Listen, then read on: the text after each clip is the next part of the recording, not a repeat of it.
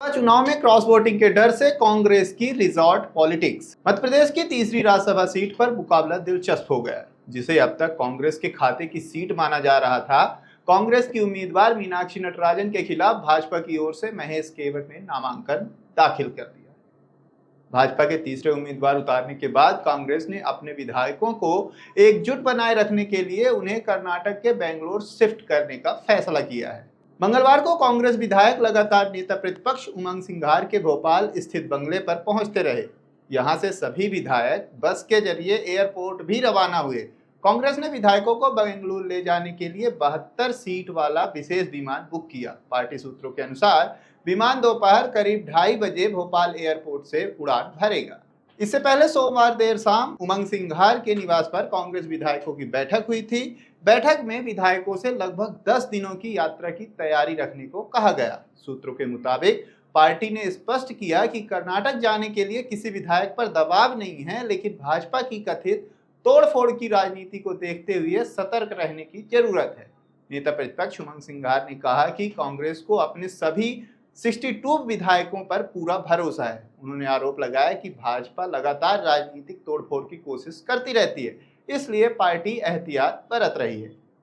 वहीं कांग्रेस विधायक दिनेश गुर्जर ने भी दावा किया कि कांग्रेस पूरी तरह एकजुट है और भाजपा की रणनीति सफल नहीं होगी। इधर प्रदेश कांग्रेस अध्यक्ष जीतू पटवारी ने भाजपा पर तीखा हमला बोलते हुए कहा कि तीसरा उम्मीदवार उतारना केवल राजनीतिक दिखावा है। उन्होंने भाजपा को महिला विरोधी बताते हुए आरोप लगाया कि पार्टी ने ओबीसी वर्ग के उम्मीदवार को केवल हराने के लिए मैदान में उतारा है। पटवारी ने कहा कि भाजपा के पास पर्याप्त बहुमत नहीं है, फिर भी उसने चुनाव को अनावश्यक रूप से मुकाबले वाला बनाने की कोशिश की है।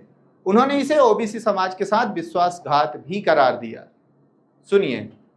लोकतंत्र की मूल मर्यादा है 10 विधायक कम थे, उसके ऊपर एक ओबीसी का केवट परिवार के साथी को इनने खड़ा किया तीसरा कैंडिडेट, और किसके खिलाफ किया? एक महिला के, जो महिला आरक्षण को लेके ये लगातार विवाद कर रहे थे। इनका ये चेहरा मध्य प्रदेश की जनता देखे। दूसरा, उस ओबीसी के साथी को अगर आपको करना था तो फिर पहले नंबर पे क्यों नहीं किया?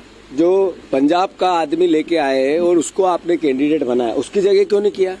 मतलब ओबीसी का 27% आरक्षण नहीं देना है और ओबीसी के साथी को चुनाव भी लड़ाना है तो तीसरे नंबर पे हारने के लिए। ये भारतीय जनता पार्टी का चाल चरित्र और चेहरा है।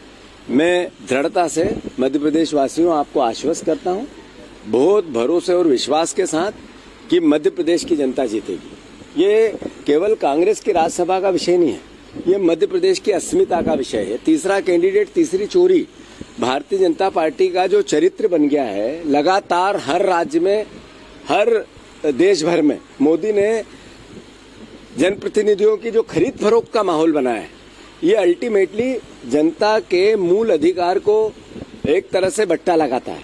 और मैं समझता हूं कि कांग्रेस का दायित्व है उस जनता के मूल अधिकार को। राज्यसभा चुनाव में भाजपा के पास तीसरे उम्मीदवार को जिताने के लिए आवश्यक मतों से लगभग 10 वोट की कमी है। ऐसे में कांग्रेस को क्रॉस वोटिंग का डर सता रहा है। अब नजरें मतदान और संभावित क्रॉस वोटिंग की अटकलों पर टिकी हैं, जिसने राज्यसभा चुनाव को महज औपचारिक प्रक्रिया से निकालकर राजनीतिक प्रतिष्ठा की लड़ाई बना दिया है।